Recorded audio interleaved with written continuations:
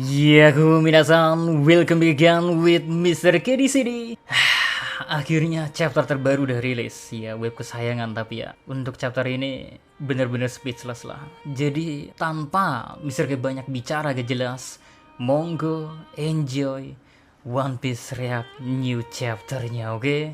Let's go! Judul chapter 1098, Kelahiran Bonnie. Yaps, akhirnya di chapter kali ini misteri siapa orang tua dari Bonnie dan apakah dia manusia asli atau hanya cloningan bakalan terjawab. Soalnya setelah beberapa saat kita ketahui ya, banyak sekali pendapat yang beredar tentang kemungkinan bagaimana Bonnie bisa lahir dan siapa sebenarnya orang tua dari Bonnie. Bahkan Mr. K sempat ngalor ngidul kemana-mana kan. Nyatanya semua pendapat itu ya terbantahkan dengan apa yang terjadi di chapter terbaru ini.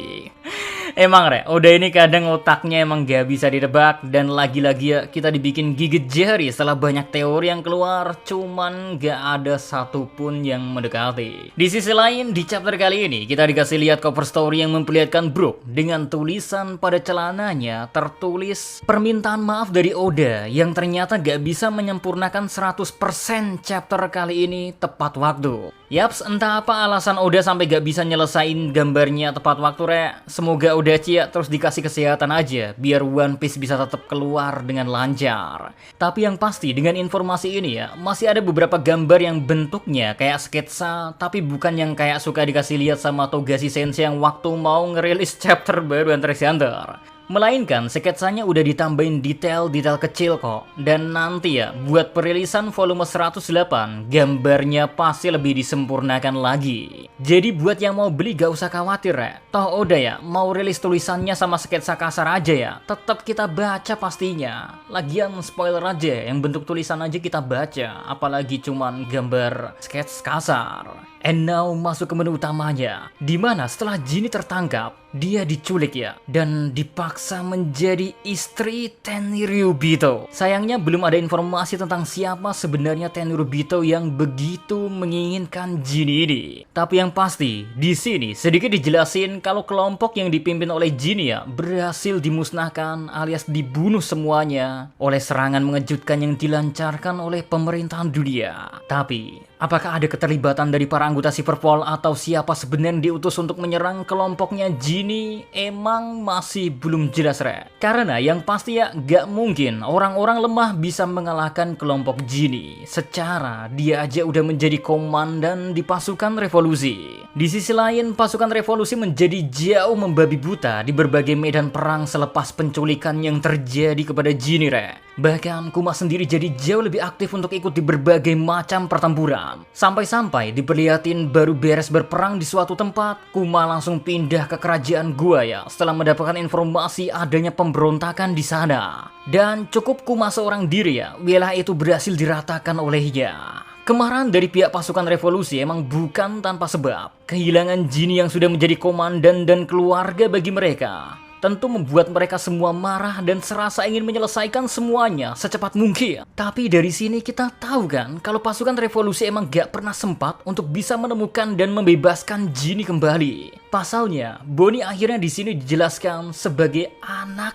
dari Jinny dan Tenryubito yang menikahinya. Kemalangan seakan gak berhenti bagi Jinny ya, karena setelah pernikahan yang tidak diinginkannya itu, 2 tahun selanjutnya Jinny diketahui mengidap sebuah penyakit mematikan bernama Sapphire Skull. Sebuah penyakit yang sangat amat langka, yang bahkan tingkat kelangkaannya jauh di atas penyakit Amberlit Syndrome, penyakit yang membuat Law sempat sangat menderita. Lebih jelasnya ya, penyakit Sapphire Skull ini ya membuat kulit dari penderitanya berubah menjadi biru dan mengeras layaknya batu atau sisik ketika mereka terkena cahaya matahari ataupun cahaya bulan. Sebuah penyakit yang tentu sangat merepotkan karena berarti ya mereka gak bisa keluar dari rumah atau tempat perlindungan lainnya. Soalnya sedikit aja mereka terkena cahaya, kulit mereka seketika akan berubah. Nah dari sini ya perubahan terhadap wujud Jinny pun terjadi karena kita jadi tak bisa mengenali wajahnya lagi berkat perubahan yang terjadi kepada kulitnya. So, Tenryubito yang menganggap kalau Jinny sudah tidak berguna, akhirnya mereka melepaskan Jinny. Dan begitulah ya alasan mengapa Jinny bisa kembali ke kerajaan Sorbet. Sayang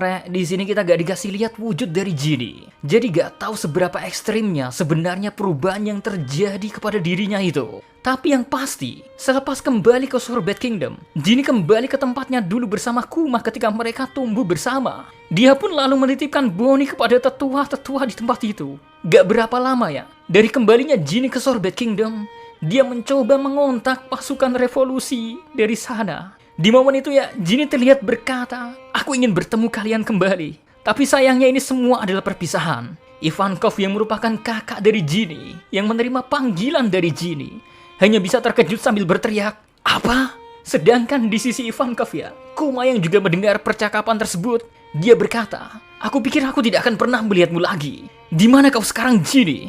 Aku akan pergi sesegera mungkin." Bersamaan dengan panggilan Jinny, pasukan revolusi pun mencoba melacak lokasi keberadaan Jinny, dan saat lokasinya bisa terlacak, Kuma pun langsung berteleportasi ke tempat Jinny berada. Namun, yang sangat disayangkan, baru saja pergi tak lama berteleportasi ya, Jinny berkata, "Aku mencintaimu, Kuma." Kata-kata yang terasa begitu tulus datang dari hati Jinny, tapi sayangnya tak pernah Kuma berhasil dengar. Padahal kata-kata itu adalah kata-kata terakhir yang keluar dari wanita yang begitu sangat menyayangi Kuma. Sungguh terasa begitu menyedihkan karena di momen selanjutnya ya, Kuma diperlihatkan berhasil sampai ke Sorbet Kingdom yang menjadi tempat dari Jinny berada. Betapa nahasnya ketika Kuma sampai ya, hanya tersisa tubuh lemah Jinny yang tergeletak di lantai. Menandakan kalau orang yang sangat Kuma cintai telah tiada. Ya, bahkan di salah satu momen ya, kita dikasih lihat makam yang bertuliskan Jinny pada batu nisannya. Sejak saat itu ya, tujuan dari Kuma berganti, yaitu membesarkan Bonnie yang menjadi peninggalan dari Jinny. Kuma membesarkannya dengan bantuan dari para tetua di sana, sambil membesarkan Bonnie ya, kita pun dikasih lihat kalau Kuma masih terus melakukan pekerjaannya bersama dengan pasukan revolusi. Sedikit jurnal perjalanan Kuma yang berpindah-pindah tempat menggunakan kekuatannya diperlihatkan. Salah satu momennya ya, adalah saat Kuma membantu Sabu kecil dalam berlatih. Sayang, nasib yang sama terjadi pada Bonnie, di mana dia ikut menderita penyakit yang sama dengan ibunya. Yang mana membuat Kuma memilih untuk mundur dari pasukan revolusi, dan bahkan Dragon pun menyetujui keputusan dari Kuma itu. Bahkan Dragon bilang ya, kalau dia akan membantu meminta tolong ke setiap dokter yang dia temui. Kisah Kuma yang membesarkan Bonnie dan hanya fokus kepada dia pun dimulai. Meski pada awalnya Kuma tidak tahu cara apa yang bisa dia lakukan untuk menjaga Bonnie, makanya ya Kuma hanya bilang kalau Bonnie gak boleh keluar dari gereja ini. Sehingga Kuma pun membawa banyak buku untuk menemani keseharian dari Bonnie. Alhasil beberapa percakapan seperti kemanakah Bonnie ingin pergi jika seandainya dia bisa pergi ya, terjadi Sebuah pertanyaan yang harusnya mudah untuk dikabulkan oleh orang yang memiliki kekuatan Nikkyu no Mi. Secara ya, Kuma tinggal berpindah dari satu tempat ke tempat lainnya. Hanya saja, kita tahu Kuma memiliki kekuatan itu. Tapi penyakit dari Bonnie lah yang menjadi penghalang Kuma untuk membahagiakan anaknya. Meski tak bisa kemana-mana, tapi keduanya hidup dengan sangat riang gembira, layaknya ayah dan anak kandung. Mereka bernyanyi dan menari bersama. Hingga Kuma pun menyebutnya Jewelry ya, karena muka Bonnie ya mulai membiru berkat penyakit Sapphire Scale yang mulai memburuk. Beberapa tahun berlalu hingga Bonnie berusia 5 tahun, atau kalau dari timeline sekarang ini ya, berarti 6 tahun yang lalu. Dari sini Kuma bertemu dengan dokternya Bonnie. Mereka berbincang tentang bagaimana perkembangan dari Bonnie. Namun bukan kabar baik yang bisa kita dengar karena meski Bonnie tak pernah terkena cahaya, penyakitnya akan tetap semakin memburuk, dan yang paling parahnya, Bonnie akan mati ketika usianya menyentuh 10 tahun. Bonnie yang sempat mendengar perkataan dari dokter itu ya, tapi dia sedikit salah dengar sih, dan mengira kalau dirinya akan sembuh saat berusia 10 tahun. Bonnie tentu sangat senang, sedangkan Kuma mencoba menyemangati Bonnie dengan sangat optimis. Dan chapter terbaru ya ditutup dengan kembalinya Raja Bekori, raja dari Sorbet Kingdom terdahulu yang sangat diskriminatif. Para warga yang mengetahui hal itu pun meminta bantuan Kuma untuk membereskannya. Sayang, momen itu menjadi akhir dari chapter kali ini, Terasa pendek emang karena cuma ada 15 halaman. Nah, yang menarik ya, apakah dokter yang ditemui oleh Kuma adalah dokter Vegapunk? Secara kita tahu kan kalau mereka pernah bertemu dan Bonnie pernah dikasih tahu kan kalau saat kecil main ke tempat dokter Vegapunk. Apakah hal ini pula yang membuat Kuma berubah menjadi seorang pacifista? Kuma mau mengorbankan dirinya demi menjadi bahan percobaan pemerintahan dunia karena dia ingin menyelamatkan anak tercintanya walau gak ada ikatan darah sama sekali. Karena murni, karena apa ya? Kuma merawat Bonnie, menyelamatkan Bonnie, berjuang demi Bonnie. Karena Bonnie adalah satu-satunya peninggalan dari wanita yang dia cintai.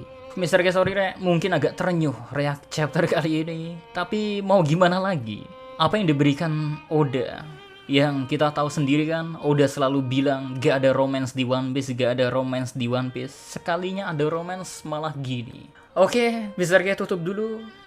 Apa pendapat kalian terkait chapter kali ini? Silahkan tweet-tweet di komentar ya. So, see you again next time. Adios, Jikaramelos. Stay safe everyone. Salam. Adi Media.